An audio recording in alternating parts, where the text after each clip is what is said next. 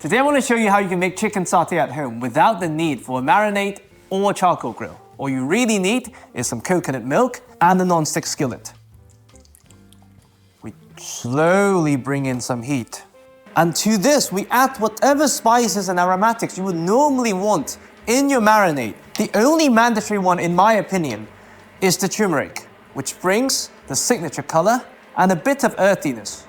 We have some coriander for some citrusy freshness, some cumin for some earthy, nutty depth. Of course, if you want to go the extra mile, toast them whole, pound them with a pestle mortar, add some lemongrass for some citrusy freshness. I'm merely showing you the method so you can make it your own. To that, we add some ginger for a bit of heat and to tame whatever unwanted gaminess from the chicken, some crushed garlic for some pungency and depth, and later some caramelized sweetness. And now the crazy bit, chicken pieces. They go straight in. And please tell your grandmother to look away. We have some boneless but skin-on chicken thighs. Skin on to extract the chicken fat to caramelize everything later. So what exactly are we doing here? Well, everything you want from a skewer, namely the ability to provide structure so chicken pieces don't fall through the grill grates, and the ability to turn easily, is everything you don't want on a pan, because it almost guarantees uneven contact. And unlike the indirect heat of a charcoal grill, it is the direct heat that would give you everything you want from your meat, namely the Maillard reaction, the caramelization, and all the other fancy terms. So we're not ditching the skewers, we're just welcoming them to the party much, much later. And for me, the biggest hindrance to people making this is the marination period. At least a couple of hours, but most recipes would recommend doing this overnight. Now, given this is a salt-based marination, what the salt does, of course, is to tenderize the meat, improve moisture retention, but given the lack of acid, which really breaks down the structure and bring in the flavors of this marinade mostly still stays on the surface. So what we're essentially doing here is we're trying to achieve the tenderization differently through longer and slower cooking to slightly break down the connective tissue into yummy collagen to achieve the flavor infusion by giving it time to slowly simmer. So why the coconut milk? Well, certainly for a bit of flavor, but more importantly, for the fat and for the coconut solids. We are taking a page from and paying our homage to the West Sumatra method of Marinade. After simmering, we're going to make this pan completely dry, and that's why we're using a non-stick skillet. So, skewer-sized chicken pieces, we first simmer for 20 to 25 minutes. Don't forget the 1% salt. After about 20 minutes, the chicken pieces are tender and cooked through. We fish out the aromatics, thank them for their service. Need to find the missing ginger. Okay, where's the missing ginger? We have a missing ginger situation here.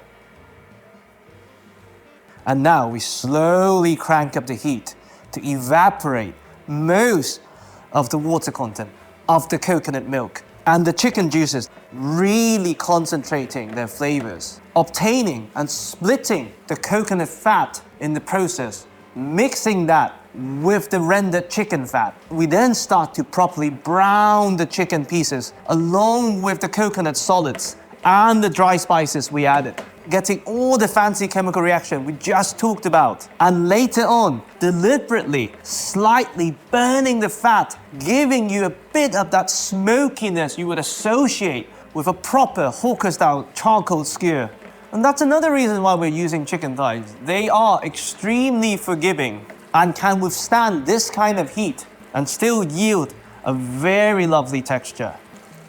After about 10 minutes, just judging from that layer of fat floating to the top, we have almost a bit of a shallow frying situation going on, and the chicken pieces are starting to get the caramelization we talked about earlier. And we simply continue to cook and stir until the pan starts to really dry out. And of course, the caramelized nuttiness of the coconut solids would go extremely well with the iconic peanut sauce. Yes, it does take longer than actually grilling them, but not much active cooking. Now we're getting those really deep toasted coconut flavors. The color of caramel has now taken over that vibrant yellow color of the turmeric. And you can smell those deep coconutty flavors. Now, as you can see, but for the bubbling fat, this pan, moisture-wise, is completely dry. So, stove off, we drain off most of the excess fat. Whatever solid that remains, add them to your satay sauce. It'll be incredible. And we let them rest slightly to relax their muscle fibers. And now, we saute some ayam. No, of course, this is not authentic whatsoever. I'm practically asking you to drink a martini out of a wine glass. But what we're solving for is that without a charcoal barbecue, without the need for the marination, how do we achieve those wonderful flavors you get from a proper chicken satay? And for me, this gets really close. Customary cucumber, of course. And that's my chicken satay.